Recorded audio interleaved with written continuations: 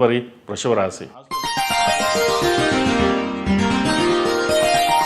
వృషభ రాశి వారికి ఈ వారం మిశ్రమ ఫలితాలు గోచరిస్తున్నాయి.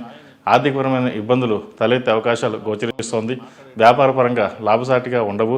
ఏ పని చేసినా 2 సార్లు చేయవలసి ఉంటుంది. అనుకున్న సమయానికి ధనం చేతికి అందదు. కొన్నిసార్లు వ్యాపారం మానేసి ఉద్యోగం చేస్తే బాగుంటుంది అని అనిపిస్తుంది.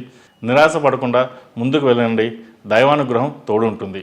ఉద్యోగస్తులకు మంచి ఉద్యోగం లభిస్తుంది. అనుకున్న పనులు సకాలంలో పూర్తి చేస్తారు. మీ మంచితనమే ఒక్కోసారి ఇబ్బందులు తెచ్చిపెడతాయి.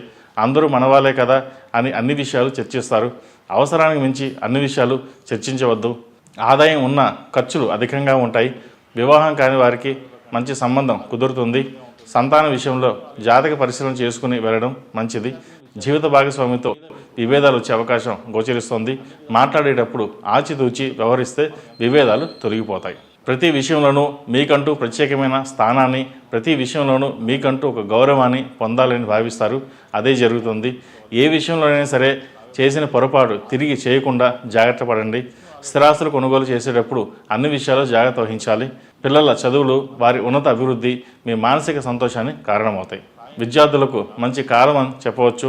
కష్టించి శ్రమిస్తే మంచి ఫలితాలు ఉంటాయి. వైద్య విద్య చదివే వారి తావివ్వకండి. ఆరోగ్యం నిలకడగా ఉంటుంది. విష్ణు ఆలయ దర్శనం మేలు చేకూరుతుంది. విద్యార్థులకు మీ మీద మీకు నమ్మకం పెంచుకోండి. అన్ని విధాలుగా అన్ని అనుకూలంగా ఉండవు. మనం ఎంత శ్రమిస్తే గురు స్తోత్రం చదువుకుంటే మంచి ఫలితాలు సంప్రాప్తిస్తాయి.